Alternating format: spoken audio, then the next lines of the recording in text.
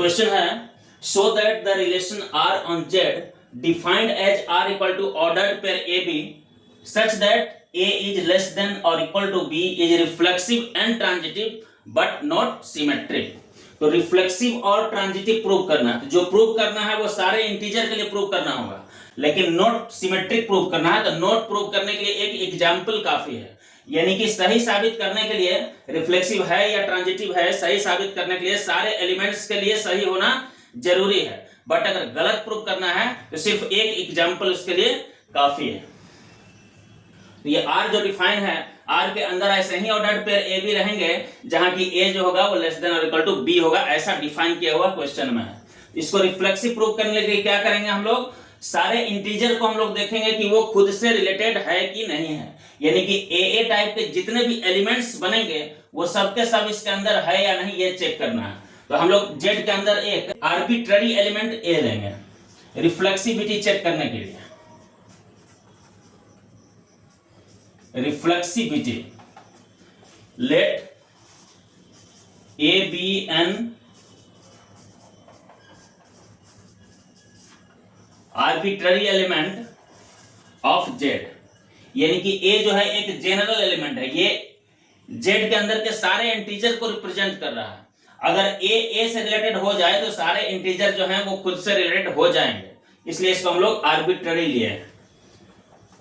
Since A is less than और equal to ए, यहां less than और इक्वल टू दोनों लगा हुआ, दोनों में से कोई एक सही होता है तो सही हो जाता है। तो ए इक्वल टू ए हमारा सही है, इसको हम लोग ए इज लेस देन और इक्वल टू ए लिख सकते हैं। अगर ए लेस देन इक्वल टू ए है तो निश्चित रूप से ए जो होगा वो आर में बिलोंग करेगा, क्योंकि यहां लिखा हुआ है कि ए अगर less than equal to b है तो ए भी आर में रहेगा, तो ए अगर लेस देन इक्वल टू ए होगा तो ए आर में रहेगा। और चूंकि ये आर्बिट्ररी एलिमेंट है तो ए अगर ए से रिलेटेड हुआ तो सारे के सारे इंटीजर जो होंगे वो खुद से रिलेटेड होंगे। For all a belonging to Z, therefore R is reflexive. उसके बाद हम लोग चेक करेंगे इसके ट्रांजिटिविटी। ट्रांजिटिव होने के लिए क्या होना चाहिए, ए अगर बी से रिलेटेड है, बी अगर सी से रिलेटेड है तो ए भी सी से होना चाहिए। तो हमको ए बी सी तीन इंटीजर लेना है ट्रांजिटिव के लिए, और हमको देखना है कि अगर ए बी से और बी सी से है तो ए भी सी से होता है या नहीं होता है। प्रूव करना है कि होता है। Let a b c belongs to Z such that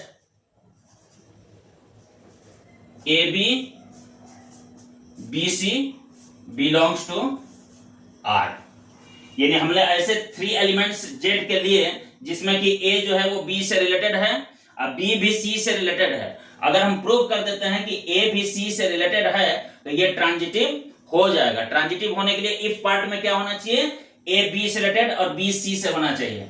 अगर इसके बावजूद भी ए सी से रिलेटेड नहीं होता है तब ये ट्रांजिटिव नहीं होगा, लेकिन हमको ट्रांजिटिव प्रूव करना है, यानी ए को सी से रिलेटेड प्रूव करना है। तो देखते हैं ये कैसे होता है। Since a b b c belongs to R, this implies that a is less than or equal to b and b is less than or equal to c। जैसा कि यहां डिफाइन किया हुआ है कि ए बी अगर इसमें है तो ये तभी पॉसिबल है जब a is less than equal to b हो। तो ए बी है आर के अंदर तो a is less than equal to b हुआ, अब बी सी भी आर के अंदर है तो b is less than equal to c हो गया। इसको एक साथ हम ऐसे लिख सकते हैं कि a इज लेस देन और equal to b is less than equal to c। अगर b को यहां से हम हटा दें तो direct a is less than और इक्वल टू c हुआ। a is less than equal to c जैसे हुआ तो ac जो है वो r में आ गया, जो डिफाइन किया हुआ है क्वेश्चन में उसके अनुसार। तो ac जो है वो r में आ गया, ac r में आ गया।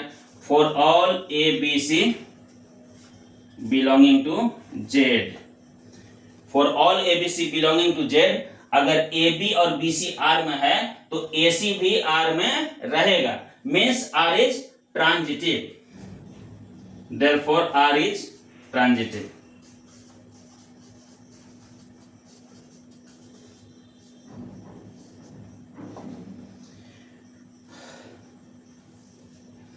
अब हम लोग देखेंगे non symmetric.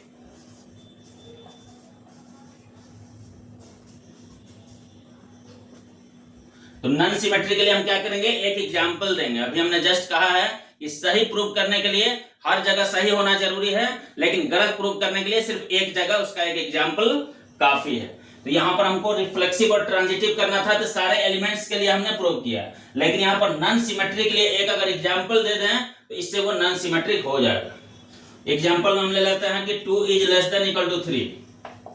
2 is less than equal to 3 ये सही है, यानी कि 2 3 जो होगा वो R में बिलोंग कर जाएगा। But 3 is less than equal to 2 is not true, यानी कि 3 is not less than equal to 2।